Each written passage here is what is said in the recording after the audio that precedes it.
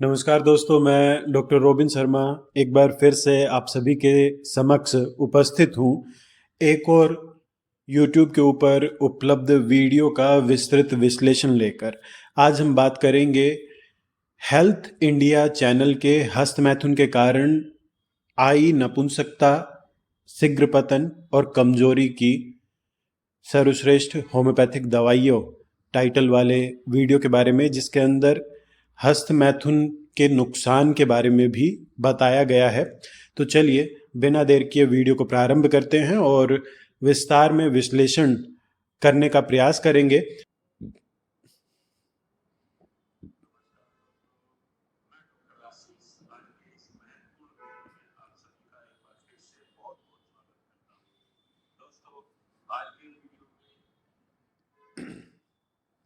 Video को थोड़ा सा फास्ट कर लेते हैं, 1.5 की स्पीड कर लेते हैं, 1.5x पे इसे चलाएंगे।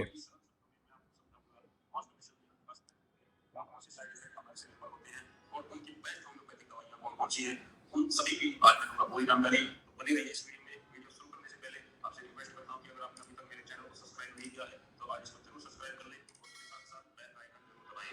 तो दोस्तों, आज बात करेंगे हस्तमैथुन की। हमारे समाज में बहुत ही गलत अवधारणा फैल रही है। बहुत सारे डॉक्टर भी इसके पीछे हैं, लेकिन गलत अवधारणा को फैला रहे हैं कि मास्टरबेशन करने से, हस्तमैथुन करने से हमारे शरीर पर कोई दुष्प्रभाव नहीं होते। लेकिन दोस्तों, आज की इस वीडियो में मैं आपको साइंटिफिकली समझाऊंगा कि किस प्रकार मास्टरबेशन से हमारे पेनिस में और हमारे शरीर में बहुत सारे साइड इफेक्ट होते हैं। जी बिल्कुल, मैस्टरबेशन पूरी तरह से सेफ नहीं कहा जा सकता है। निश्चित तौर पर इसके बहुत से दुष्प्रभाव देखे जा सकते हैं, परंतु इफ एंड बट काफ़ी हैं उसके अंदर। ऐसा कुछ विशेष परिस्थितियां, कुछ अलग तरह के घटनाक्रम साथ में घटित हों तभी उस तरह के प्रभाव उत्पन्न हो सकते हैं। चलिए देखते हैं, ये साइंटिफिकली तरीके से बताने का प्रयास करेंगे। तो देखते हैं क्या कुछ ये नुकसान बता रहे हैं, क्या कुछ साइड इफेक्ट मैस्टरबेशन के बता रहे हैं।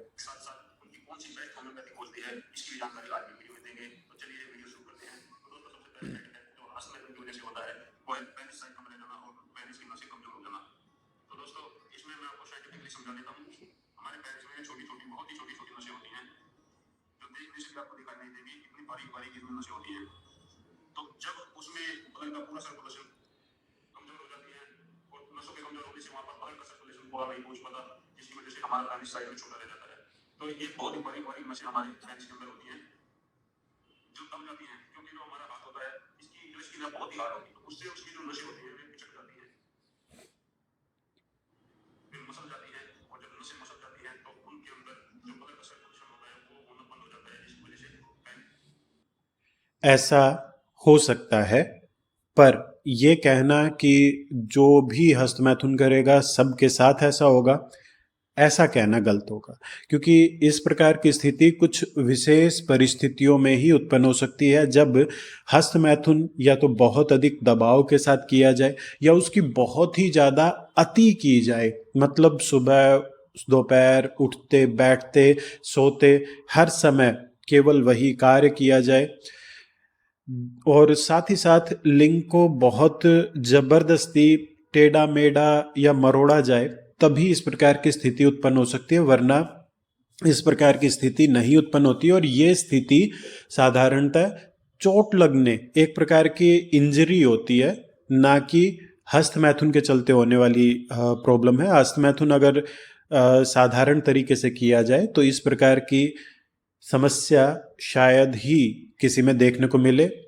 हाँ, अगर बहुत ही छोटी उम्र में, मान लीजिए 12-13 साल की उम्र में ही अगर कोई करना प्रारंभ कर देता है तो निश्चित तौर पर थोड़े से नेगेटिव इम्पैक्ट देखने को अधिक मिलेंगे। पर ऐसी बात नहीं है कि नसों की कमजोरी या इसके चलते हो। और दूसरी बात, पेनिस के साइज का मैस्टरबेशन के साथ कोई लेना देना नहीं है। जो मैस्टरबेशन नहीं करते उनमें बल्कि संभावना अधिक रहती है कि उनका पेनिस का साइज सामान्य तौर पर जो मैस्टरबेशन करते हैं उनकी अपेक्षा हल्का सा कम रह सकता है। पर यह भी मतलब इसका कोई ठोस आधार नहीं मिला है। कुछ रिसर्च इसको हाँ कहती है, कुछ रिसर्च इसको ना कहती है। पर ये बात मैं बिल्कुल स्वीकार नहीं करता हूँ कि पेनिस का साइज इससे अफेक्टेड हो सकता है। नसों की कमजोरी बहुत ही रेयर कंडीशन, नसों को जब नसें मैं कह रहा हूं तो यहां पर आप नर्व्स को जानिए, ना कि जो ब्लड सर्कुलेशन करने वाली जो वेन्स और आर्टरीज है उनकी बात मैं नहीं कर रहा हूं। नर्व्स की कमजोरी होने के चांसेस बहुत ही रेयर है, बहुत ही रेयर है। बताया बस कुछ विशेष परिस्थितियों में जब जबरदस्ती ज़्यादा दबाव डाला जाए या फिर ज़्यादा तोड़ मरोड़ करने का प्रयास किया जाए तभी संभव है। और रही बात ब्लड सर्कुलेशन की, ब्लड सर्कुलेशन इतनी आसानी से इम्पैक्ट नहीं होता है। हाँ, जब एक्सेस किया जाए तब संभावना है। साइड छोटा हो जाता है या पेनिस मुड़ जाता है तो दोस्तों दूसरा जो साइड इफेक्ट है मास्टरबेशन का वह है इरेक्टाइल डिस्फंक्शन यानी तनाव में आना। तो जितने भी इरेक्टाइल डिस्फंक्शन के केस हैं उनमें से लगभग 60 से 70% वही लोग हैं जिन्होंने बचपन में हस्तमैथुन किया है। तो अगर आपने भी अपने बचपन में हस्तमैथुन किया है और आपको इस प्रकार की समस्या आ रही है तो ये आपका साइड इफेक्ट है हस्तमैथुन का। हस्तमैथुन का तीसरा साइड इफेक्ट जो इरेक्टाइल डिस्फंक्शन के पीछे इन्होंने कोई लॉजिक नहीं दिया है और 60 से 70% कह रहे हैं, तो 30 से 40% ऐसे लोग भी हैं जिनको हस्तमैथुन ना करने के पश्चात भी समस्या हो रही है। तो ये कोई भी लॉजिक नहीं है। साधारण तौर पे हस्तमैथुन के चलते इरेक्टाइल डिस्फंक्शन नहीं होता है, कोई लॉजिक नहीं है। जबरदस्ती किसी को डराना हो, जबरदस्ती किसी के मन में वहम डालना हो तो जरूर एक डॉक्टर या वैद्य जो पेशेंट को डराकर पैसे ऐंठने का ज़्यादा काम करता है, उनके लिए ये पॉइंट ज़्यादा इम्पोर्टेंट होता है। जो मतलब वो आमतौर पे इस पॉइंट को बार बार रिपीट करते हैं कि उसके चलते दिक्कत होती है। पर मेरे इतने सालों के एक्सपीरियंस में मुझे ये बात काफ़ी अच्छे से अनुभव हुई है कि इसके चलते इरेक्शन का इशू सामान्य तौर पे नहीं आता है। 100 में से कोई 1 या 2 आ गए तो इसके आधार पे 100 के 100 को दोषी मानना, मतलब 100 के 100 में दिक्कत आएगी, ये कहना गलत है।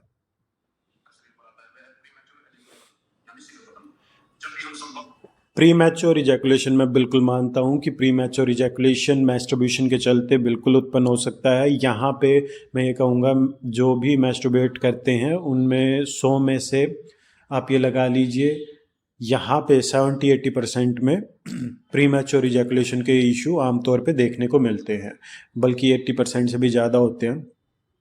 दरअसल प्री मैच्योर इजैकुलेशन होने का सबसे बड़ा कारण, पहले इनका कारण देख लेते हैं।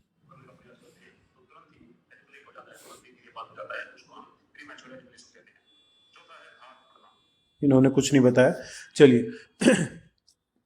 दरअसल प्री मैच्योर इजैकुलेशन के पीछे यहाँ पे 2 चीज़ें काम करती है। पहला, जो लिंग के अग्रभाग की संवेदनशीलता होती है, अत्यधिक दबाव से हस्तमैथुन करने के चलते या फिर किसी सख्त चीज़ से हस्तमैथुन करने के चलते वहाँ के लिंग के अग्रभाग की संवेदनशीलता बढ़ जाती है, जिसके चलते इस प्रकार की समस्या आमतौर पे अनुभव होती है, क्योंकि बहुत जल्दी एक्साइटमेंट होता है ओवर सेंसिटिविटी की वजह से और जल्दी डिस्चार्ज होने के चांसेस बढ़ जाते हैं। दूसरा, मैस्टरबेशन के दौरान टेंडेंसी ये रहती है कि जल्दी से जल्दी डिस्चार्ज करें, जिसके चलते होता ये है कि जब संबंध बनाने की बात आती है तब भी उसी मानसिकता के साथ वो रोगी जाता है और ना चाहते हुए भी, मतलब असल में उसकी मानसिकता कॉन्शियस तौर पे नहीं होती है, पर सब कॉन्शियस तौर पे उसकी मानसिकता ऐसी ही रहती है जिसके चलते वो ना चाहते हुए भी जल्दी डिस्चार्ज कर देता है। तो 2 चीज़ें हो जाती है, इस वजह से प्री मैच्योर की दिक्कत बिल्कुल मैस्टरबेशन के चलते देखने को मिलती है। और बहुत से लोग प्री मैच्योर के चलते साइकोलॉजिकल तौर पे काफ़ी डिप्रेस हो जाते हैं और इसके चलते बहुत से लोगों में इरेक्शन का इशू देखने को मिलता है, जो कि टेम्पररी होता है, जो परमानेंट नहीं होता है, वो साइकोलॉजिकल अधिक होता है।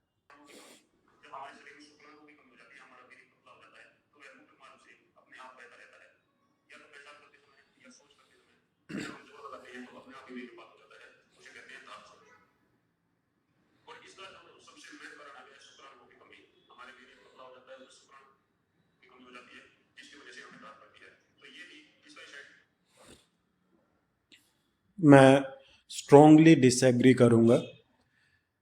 वीर्य का पतलापन बिल्कुल हो सकता है, पर पर वो टेम्पररी होगा। जैसे ही आप कुछ दिन का ब्रह्मचर्य करेंगे वो वापस फिर से नॉर्मल हो जाएगा। और वीर्य पतला है इसका ये मतलब नहीं है कि उसमें शुक्राणु की संख्या कम ही हो। निश्चित तौर पे उसमें कम पाने की संभावना अधिक है, पर कम हो ये जरूरी नहीं है। ये दोनों चीजें काफी अलग हैं और इनके बीच में अंतर समझना बहुत ज्यादा जरूरी है। साथ में मैं धात के बारे में आपको 1000 बार, पता नहीं कितनी बार बता चुका हूँगा, पर धात की समस्या हमारे जाइनाइटल रीजन से रिलेटेड इश्यू नहीं है। 99%, अगर 99 ज़्यादा है तो 95% केस में ये समस्या प्योरली आपके डाइजेस्टिव सिस्टम से जुड़ी हुई है, आपके पाचन तंत्र से जुड़ी हुई है। 5% केस ही कुछ ऐसे हो सकते हैं जिसके अंदर अन्य कारणों के चलते धात की समस्या उत्पन्न हो सकती है। फालतू में बहम मत रखा कीजिए, फालतू में बहम मत रखा कीजिए। पांचवा नंबर है सुस्ती। हमारे शरीर में एक तरह की सुस्ती, कमजोरी सी छाई रहती है हमारे शरीर में, हमें चक्कर आते हैं, तो ये मास्टरबेशन का पांचवा साइड इफेक्ट है। छठा जो साइड, सुस्ती और कमजोरी निश्चित तौर पे किसी भी प्रकार के मैथुन के चलते कुछ समय के लिए अनुभव होती है, और इसीलिए आमतौर पे कहा जाता है कि इंटरकोर्स करने के बाद, आयुर्वेद के अधिकतर ग्रंथों में लिखा गया है कि आप मीठा दूध प्रयोग कीजिए, उससे आपकी वो कमजोरी दूर हो जाएगी। और जब ज़्यादा किया जाएगा तो निश्चित तौर पे वो कमजोरी अधिक रहेगी, सुस्ती अधिक रहेगी, आलस अधिक रहेगा।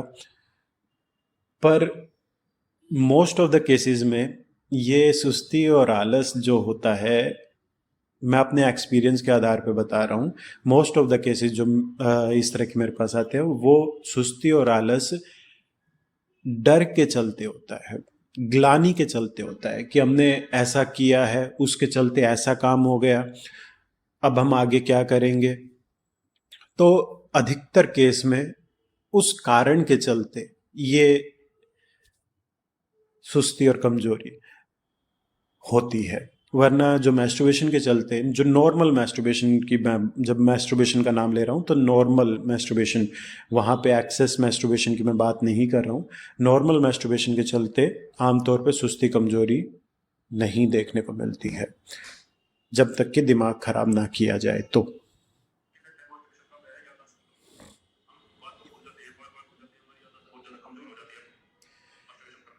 ये याददाश्त की कमी भी साइकोलॉजिकल है। आपको बार बार अपने आसपास के दोस्त, आपके बेवकूफ़ दोस्त जिन्हें जानकारी नहीं है, ऐसे दोस्त, या फिर यूट्यूब वगैरह के ऊपर आप इस तरह के वीडियो जो डराने का काम अधिक करते हो, क्योंकि ये डर का बिजनेस है और डर दुनिया का सबसे स्ट्रॉन्गेस्ट इमोशन है। जब तक आप डरेंगे नहीं तब तक आपकी जेब नहीं खुलेगी, और जब तक आपकी जेब नहीं खुलेगी तो कोई पैसे कैसे कमाएगा।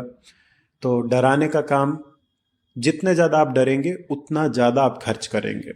और डराने के चलते ही कि मैस्टरबेशन के चलते ये होता है, मैस्टरबेशन के चलते वो होता है। मैं बड़ाई नहीं कर रहा हूँ, मैं मतलब ये फेवर में नहीं हूँ कि मैस्टरबेशन के चलते कोई दिक्कत नहीं होती, होती है, पर जितना डराया जाता है उतनी नहीं होती। आप में से अधिकतर लोग फालतू में, मैं अगर सच बात बोलूं तो मेरे पास जितनी कंसल्टेशन आती है उसमें से 40-50% ऐसी होती है जो मेल इनफर्टिलिटी या इस प्रकार के इश्यूज से जुड़ी, 40-50% ऐसी होती है जिनको अगर वो डर ना हो तो उन्हें कोई समस्या ही ना हो, उन्हें असल में कोई दिक्कत ही नहीं होती। बस सोच सोच के एक का एक 11 बना के, 11 का एक जोड़ के 111 बना के ये काम किया होता है। तो मत कीजिए यार। मैं कम कंसल्टेशन में काम चला लूंगा, पर जबरदस्ती बीमार मत बनिए। जबरदस्ती जो बीमार बनते हैं ना, दो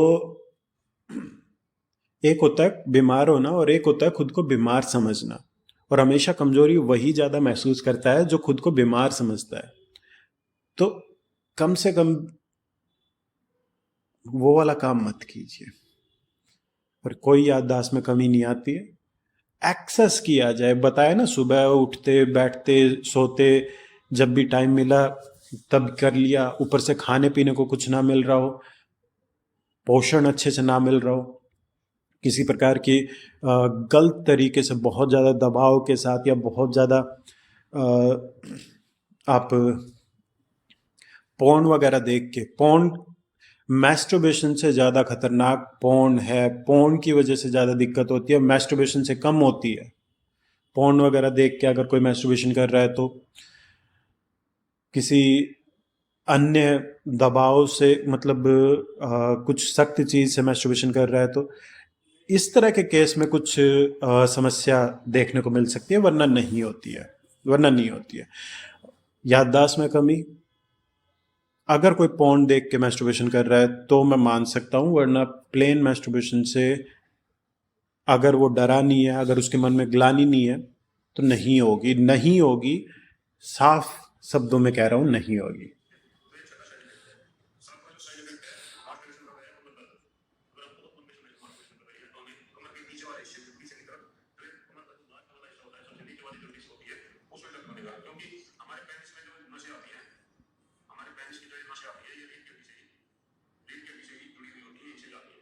तो जब हम बहुत अधिक संख्या में वीडियो कॉल करते हैं, वीडियो को बर्बाद करते हैं, तो फिर नशे कमजोर हो जाती है, तो हमारे कमर की जो नीचे का हिस्सा है, सबसे नीचे का हिस्सा है, उसमें दर्द बना रहता है। और थोड़ी देर के लिए एक बार दबाव जरूर पड़ता है, पर ये कहना कि इसकी वजह से ये कारण हुआ है,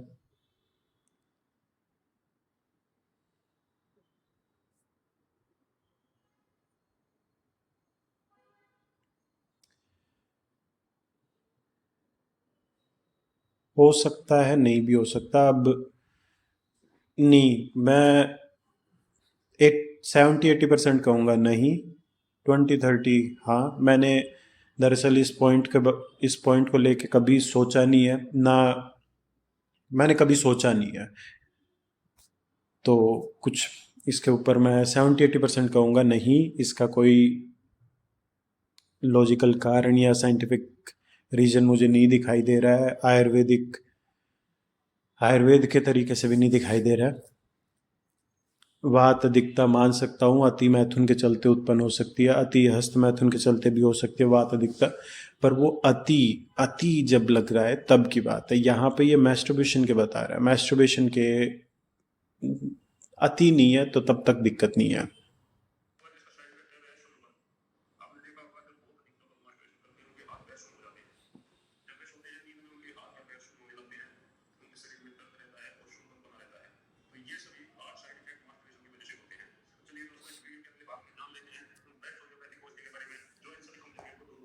चलिए, अब ये दवाइयों के ऊपर आ गए हैं। होम्योपैथिक दवाइयों का मुझे कोई ज़्यादा ज्ञान नहीं है।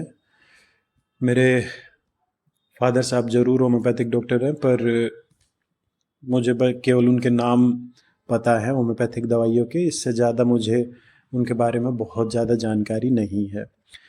तो आशा करता हूँ आपको जानकारी पसंद आई होगी।